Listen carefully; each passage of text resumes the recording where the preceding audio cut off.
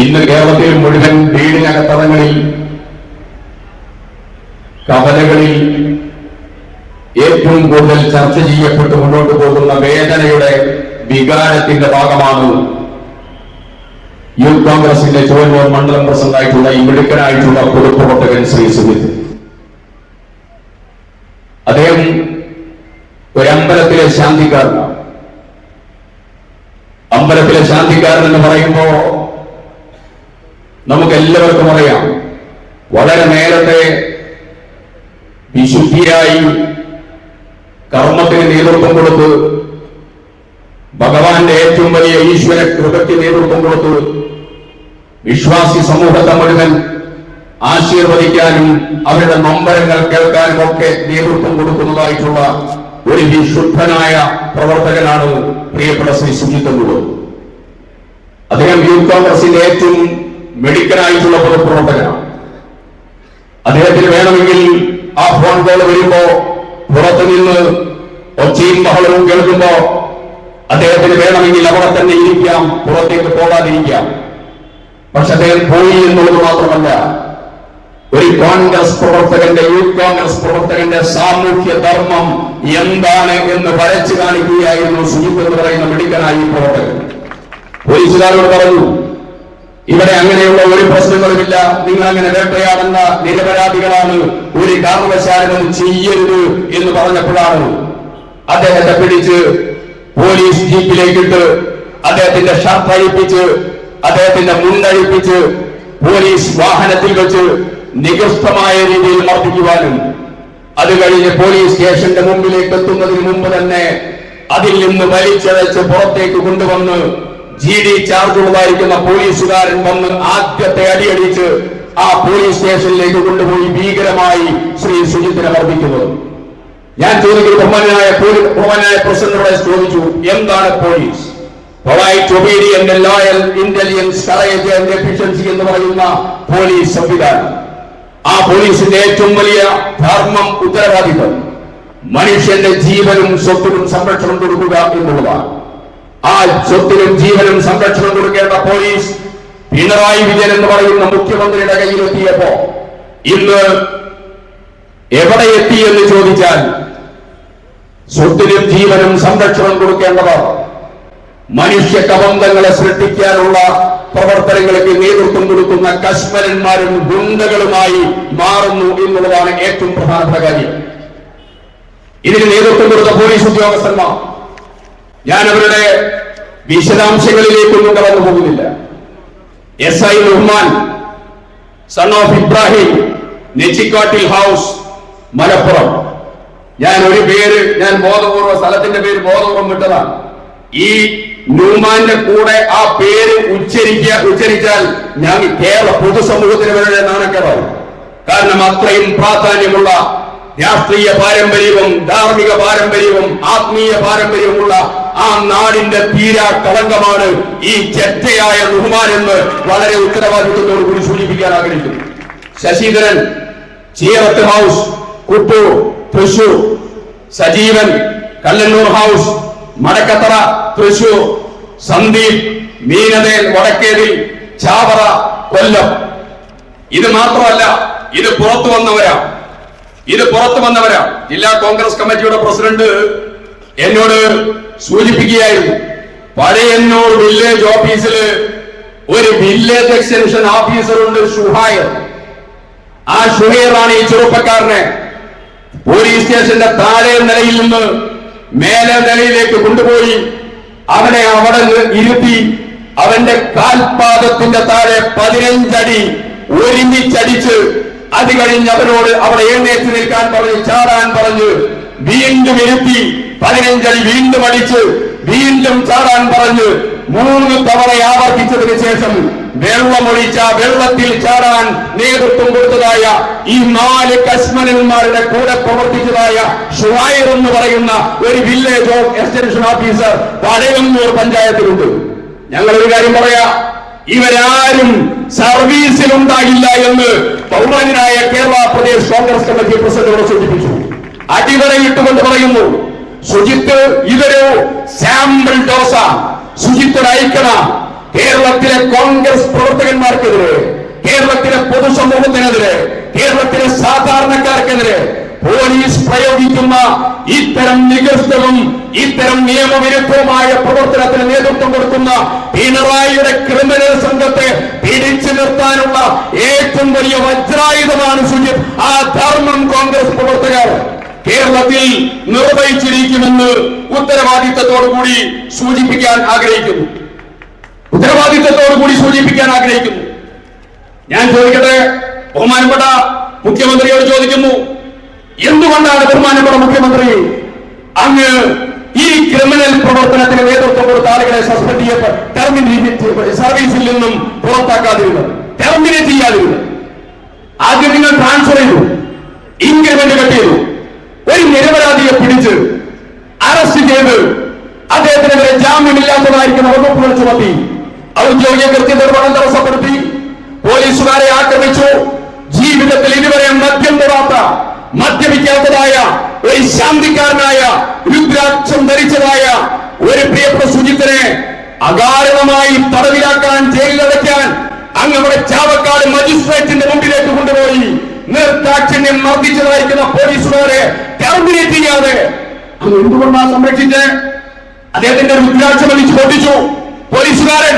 ഞങ്ങൾ ഒരു കാര്യം പറയാം, സുജിത്തിന്റെ രുദ്രാക്ഷം പൊട്ടിക്കാൻ നേതൃത്വം കൊടുത്ത പോലീസുകാരനോട് പറയുന്നു, പിണറായി അല്ല 1000 വിജയന്മാർ പറഞ്ഞാലും നിങ്ങളെ സംരക്ഷിക്കാൻ ഒരു ശക്തിക്കും അറിയില്ലാത്തവർക്ക് നിങ്ങൾക്ക് വേണ്ട. രുദ്രാക്ഷം ശിവന്റെ പ്രതീക, ശിവ ഭഗവാന്റെ പ്രതീകമാണ് രുദ്രാക്ഷം. ആ രുദ്രാക്ഷം പൊട്ടിക്കുക, ആ രുദ്രാക്ഷത്തെ തകർക്കുക, വിശ്വാസത്തെ തകർക്കുക. ഇതിനേക്കാൾ വലിയതായ ഭീകരമായ കൃത്യം വേറെ എന്തുണ്ട്? ഇത് നടക്കുന്നത് പിണറായി വിജയൻ എന്ന് പറയുന്ന പോലീസിന്റെ കീഴിലാണ്. ആ പോലീസിനോട് ഞങ്ങൾ ചില കാര്യങ്ങൾ ചോദിക്കുന്നു. മലബാറിൽ ഒരു ചൊല്ലുണ്ട്, നേരത്തെ പോലീസോടെ ബഹുമാനായ പ്രസിഡന്റ് സൂചിപ്പിച്ചു, മൊല്ലാക്ക നിന്ന് മൂത്രമൊഴിച്ചാൽ കുട്ടികൾ നടന്നു മൂത്രമൊഴിക്കും.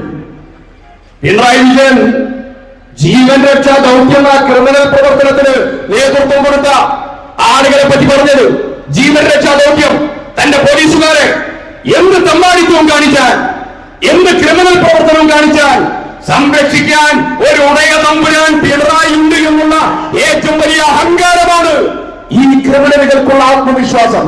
അവിടെയാണ് പ്രശ്നം. വേലി തന്നെ ഇവിടെ വിളതിന്നുകയാണ്, വേലി തന്നെ വിളതിന്നുകയാണ്. ആ പിണറായി വിജയനുള്ള വിശ്വാസമാണ്. ഈ ക്രിമിനലുകളെ പീച്ചിയിൽ നമ്മൾ കണ്ടു. മഞ്ചേശ്വരം മുതൽ പാറശാല വരെയുള്ള എല്ലാ ഇടങ്ങളിലും നമ്മൾ കാണുകയാണ്. പിണറായി വിജയനോട് ചോദിക്കുന്നു, മജിസ്ട്രേറ്റിന്റെ മുമ്പിൽ ഹാജരാകാൻ അന്വേഷണ ഉദ്യോഗസ്ഥനായ ACP സെയ്ദിനോട് പറഞ്ഞപ്പോ ഒരു കൊല്ലം ഹാജരായില്ല. ഒരു കൊല്ലം ഒരു ക്രിമിനൽ പ്രവർത്തനത്തിന്റെ അന്വേഷണ ഉദ്യോഗസ്ഥൻ റിപ്പോർട്ട് സമർപ്പിച്ച് ആ റിപ്പോർട്ടുമായി ഹാജരാകാൻ, തെളിവെടുപ്പിന് ഹാജരാകാൻ ആവശ്യപ്പെട്ടപ്പോ 1 വർഷം കോടതിയിൽ വന്നില്ല. ഞാൻ ചോദിക്കുന്നു, നിയമം എവിടെ? നിയമപരിപാലനം എവിടെ? അതിനെ ഉപകരിക്കുന്ന നടപടികൾ എന്തെങ്കിലും നിങ്ങൾ സ്വീകരിച്ചോ? ക്രിമിനലുകൾക്ക് സംരക്ഷണം കൊടുക്കുക. മുഖ്യമന്ത്രി ഇതുവരെ ഒരക്ഷരം മറുപടി പറഞ്ഞിട്ടില്ല. ഈ വിഷയത്തെ പറ്റി ആഭ്യന്തരമന്ത്രി കൂടിയായ മുഖ്യമന്ത്രി ഒരക്ഷരം പറഞ്ഞില്ല. ഓർച്ചുവഴി വിവാദമുണ്ടായി. അത് ബാംഗ്ലൂർ സെന്ററിൽ മാത്രമല്ല, ബീഹാറിൽ മാത്രമല്ല, വാരണാസി ഉൾപ്പെടെ ഇന്ത്യ രാജ്യത്തിന്റെ പല ഭാഗങ്ങളിലും ഓർച്ചുവഴി. ഈ രാജ്യത്തെ ഭരണകൂടം മനുഷ്യന്റെ വോട്ട് കവർച്ച ചെയ്ത് അധികാരത്തിൽ ഇരിക്കാൻ കഴിവില്ലാത്തവർ, അവകാശമില്ലാത്തവർ രാജ്യം ഭരിക്കുക. ഓർച്ചുവഴിയെ പറ്റി മിണ്ടാത്ത ഇന്ത്യൻ പ്രധാനമന്ത്രിയും അതുപോലെ ഈ വിഷയത്തെ കുറിച്ച് ഒരക്ഷരം മൊഴിയാവാത്ത കേരളത്തിന്റെ മുഖ്യമന്ത്രി പിണറായി വിജയനും ഒരേ തൂവൽ പക്ഷികളാണ്. ഇവരൊക്കെ വിചാരിക്കുന്നത് മൗനം ദീക്ഷിച്ചുകൊണ്ട് ഭരിച്ചു മുന്നോട്ട് പോകാമെന്നുള്ളതാണ്. അതാണ് ബഹുമാനായ പ്രസിഡന്റ് പറഞ്ഞത്. അസംബ്ലിയിൽ വരും, മുഖാമുഖം നിൽക്കും. നിങ്ങൾ അപ്പുറത്തെ ട്രഷറി ബെഞ്ചിലാണ്, ഞങ്ങളെ പുറത്ത് പ്രതിപക്ഷ നിരയില്ല. നിങ്ങളെ കൊണ്ട് പുറത്ത് പറയാത്ത മുഖ്യമന്ത്രിയെ കൊണ്ട് അസംബ്ലിയിൽ വെച്ച് പറയിപ്പിക്കാൻ കോൺഗ്രസ് തീരുമാനിച്ചു. ആ തീരുമാനമാണ് കേരള പ്രദേശ് കോൺഗ്രസ് കമ്മിറ്റിയുടെ പ്രസിഡന്റ് ഇവിടെ സൂചിപ്പിച്ചത്. വളരെ ഗൗരവതരമായ വിഷയമല്ലേ? പിണറായി വിജയന്റെ ഭരണത്തിന്റെ കീഴില് കേരളത്തിലെ പോലീസ് എവിടെ എത്തി എന്ന് ചോദിച്ചാൽ കേരളത്തിലെ പോലീസും മിടുക്കന്മാരായ പോലീസാണ്. പക്ഷെ ഇതുപോലെയുള്ളതായിരിക്കുന്ന കുറെ ആളുകളുണ്ട് പിണറായി വിജയനിൽ വിശ്വസിച്ച് എന്ത് ക്രിമിനൽ പ്രവർത്തനങ്ങൾക്കും നേതൃത്വം കൊടുക്കുന്ന പോലീസുകാർ. ശ്രീ തിരുവഞ്ചൂർ രാധാകൃഷ്ണൻ ഭരിക്കുമ്പോ ബഹുമാന്യനായ KPCC പ്രസിഡന്റിന്റെ നാടിനടുത്താണ് മുടക്കോഴി മല. ആ മുടക്കോഴി മലയിൽ പോയി കൊടിസുനിയെ പിടിച്ച് അറസ്റ്റ് ചെയ്യാൻ, നിയമത്തിന്റെ മുമ്പിൽ കൊണ്ടുവരാൻ, ഈ വിഴിയൂർ സെൻട്രൽ ജയിലിലേക്ക് കൊണ്ടുവരാൻ നേതൃത്വം കൊടുത്ത പോലീസാണ് UDF ഭരിക്കുമ്പോ. പിണറായി വിജയൻ ഭരിക്കുമ്പോ ഇന്ന് നിങ്ങൾ ആലോചിക്കണം, അന്ന് കൊടിസുനി ഉൾപ്പെടെയുള്ള ആളുകളെ ഇവിടെ വിഴിയൂർ സെൻട്രൽ ജയിലിലേക്ക് മാറ്റിയപ്പോ അന്ന് അർദ്ധരാത്രിയാണ് ജയരാജനും ഇപ്പോഴത്തെ CPM ജില്ലാ സെക്രട്ടറി ഒക്കെ ആ വിഴിയൂർ സെൻട്രൽ ജയിലില് ഈ അടിമപ്പെട്ടവളത്തെ കൊട്ടേഷൻ സംഘത്തെ കാണാൻ പോയത്. ഞാൻ അതിലേക്കല്ല വരുന്നത്. പക്ഷെ കൊടിസുനിയെ അറസ്റ്റ് ചെയ്യാൻ, മുടക്കോടി മലയിൽ പോകാൻ, പ്രതികളെ പിടിക്കാൻ അന്ന് നേതൃത്വം കൊടുത്തത് തിരുവഞ്ചൂർ രാധാകൃഷ്ണൻ കേരളത്തിന്റെ ആഭ്യന്തര മന്ത്രിയാകുമ്പോ, ഉമ്മൻചാണ്ടി മുഖ്യമന്ത്രിയാകുമ്പോ, പിണറായി വിജയൻ മുഖ്യമന്ത്രിയാകുമ്പോ ഈ കൊടിസുനിയെ ജയിലിലേക്ക് കൊണ്ടുപോകുമ്പോ, ജയിലിൽ നിന്ന് തിരിച്ച് സ്റ്റേഷനിലേക്ക് കൊണ്ടുപോകും, കോടതിയിലേക്ക് കൊണ്ടുപോകുമ്പോ അവർക്ക് മദ്യം വാങ്ങിക്കൊടുക്കുന്ന പോലീസാണ് പിണറായി വിജയന്റെ പോലീസ്. ഇതുപോലെ പോലീസിനെ തകർത്തതായ ചരിത്രം വേറെയുണ്ടോ? ഇതുപോലെ പോലീസിനെ നികൃഷ്ടമാക്കിയ ഒരു കാലഘട്ടം വേറെയുണ്ടോ? ഒരു ലോക്കൽ ഏരിയ കമ്മിറ്റി, ഒരു ലോക്കൽ കമ്മിറ്റി സെക്രട്ടറി പറയാണ്, ഒരു വിഷയത്തിൽ, ഒരു സ്ത്രീയുടെ വിഷയത്തിൽ പോലീസിനോട് പരാതി പറയാൻ ഞങ്ങൾ സ്റ്റേഷനിൽ പോയപ്പോ കൊല്ലത്ത് എന്നെ അപമാനിച്ചു, എന്നെ ഇൻസൾട്ട് ചെയ്തു, എന്നെ പറ്റി വേണ്ടാതീനം പറഞ്ഞു, എന്നെ അപമാനിക്കാൻ ശ്രമിച്ചു. അദ്ദേഹം പത്രപ്രവർത്തകരോട് പറയുമ്പോ പാർട്ടി ഗുണ്ടകൾ വരികയാണ്, ക്രിമിനലുകൾ വരികയാണ് എന്നിട്ട് പറഞ്ഞു. മതി പറഞ്ഞത് പാർട്ടി തീരുമാനം. ഞാൻ ചോദിക്കുന്നു, പാർട്ടി തീരുമാനിച്ചാൽ പുറത്തു പറയില്ല.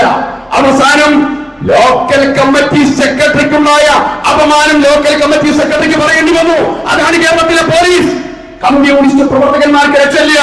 പോലീസിലെ ക്രിമിനലുകൾ, പോലീസിലെ അഴിഞ്ഞാട്ടം, പോലീസിലെ ഗുണ്ടായുസം, ആ പ്രവർത്തനങ്ങൾ നിങ്ങൾ അനശ്വരം തുടരുകയാണ്. അതുകൊണ്ട് പോലീസ് സ്റ്റേഷൻ ഗുണ്ടാ താവളമായി മാറി, ക്രിമിനൽ താവളമായി മാറി. മാത്രമല്ല പോലീസ് സുജിത്തിനെ അടിച്ചതിന്റെ CCTV ദൃശ്യം താഴെ CCTV കൊണ്ടാണ് കിട്ടിയത്.